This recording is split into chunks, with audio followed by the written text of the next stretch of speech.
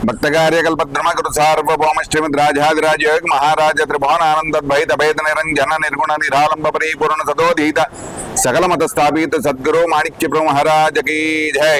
सर्वमंगल मांगल्ये शिवे सर्वार्थ साधके शरण्ये त्र्यंबके देवी नारायणी नमोस्तुते। अंदरिकी कूडा एवరైతే देवी नवरात्रुल्लो एल्वी नगर श्री प्रसन्नांजनेय स्वामी देवस्थान प्रांगणंलो వేంచేసి ఉన్న మహాంకాళి మహాలక్ష్మి మహాసరస్వతి స్వరూపమైన చండికా దుర్గా అమ్మవారి యొక్క పూజలో పాల్గొంటున్నారు వాళ్ళందరికీ కూడా శుభోదయం। ముఖ్యంగా ఎల్బీ నగర్ శ్రీ ప్రసన్నాంజనేయ స్వామి దేవస్థాన ప్రాంగణంలో దేవి శరన్నవరాత్రులు జరపబడుతున్నాయి। దానిలో భాగంగా మొదటి రోజు రెండో రోజు మూడో రోజు పూజా కార్యక్రమాలు ముగించబడ్డాయి। నాలుగవ రోజు కార్యక్రమాల్లో ముందుగా ఏం పూజ అంటే అమ్మవారి యొక్క రూపం ఏంటయ్యా అంటే మహాలక్ష్మి అమ్మవారి రూపం। ఈ మహాలక్ష్మి అమ్మవారు రూపంలో రేపు భక్తులందరికీ కూడా అమ్మవారు దర్శనమిస్తారు।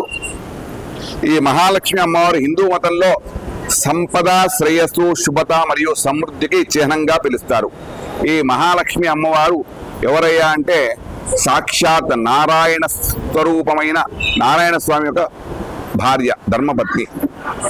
ఈ నవరాత్రుల్లో అమ్మవారిని వివిధ రూపాలలో పూజిస్తూ ఉంటారు। ఎందుకంటే అమ్మవారికి 8 రూపాలు ఉన్నాయి।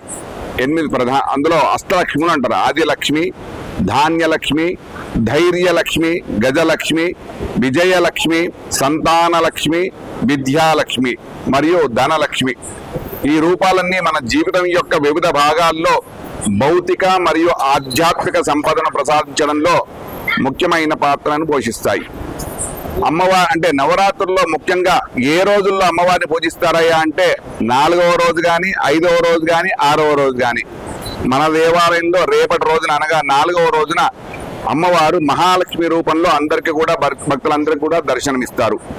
ఈ నవరాత్రుల్లో అమ్మవారికి అంటే ఏ రకంగా పూజలు చేస్తారా అంటే ఏ రూపంలో పూజ చేస్తారా అంటే ధనలక్ష్మి, ధాన్యలక్ష్మి, విజయలక్ష్మి రూపాలను పూజిస్తూ ఉంటారు భక్తులందరూ కూడా।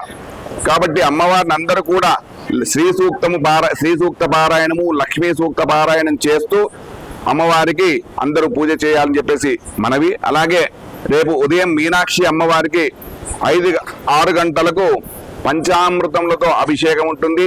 తదనంతరం అమ్మవారిని అందరూ కూడా మీనాక్షి అమ్మవారిని మహాలక్ష్మి రూపంలో దర్శనం చేసుకోగలని చెప్పేసి మనవి। అలాగే రేపటి రోజున ఉదయం దేవాలయ ప్రాంగణంలో వేయించేసిన మండపం వద్ద షోడశోపచార పూజలు, మహన్యాసపూర్వక ఏకాదశి రుద్రాభిషేకము, అలాగే సప్తశతి పారాయణాలు అన్ని కూడా జరపబడతాయి। రేపు సాయంత్రం 4:30 దేవాలయ ప్రాంగణంలో హోమ మండపం దగ్గర చండీ హోమం కార్యక్రమం ఉంటుంది। కావున భక్తులందరూ కూడా ఈ కార్యక్రమం అధిక సంఖ్యలో పాల్గొనగలరు। అలాగే 6:30 నవార్ణవ అర్చన శ్రీ సూక్త సహితంగా నవార్ణ అర్చన ఉంటుంది। హారతి, మంత్రపుష్పము, వేదపారాయణము, అలాగే తీర్థ ప్రసాద వినియోగము, అలాగే అందరికీ కూడా భక్తులందరికీ కూడా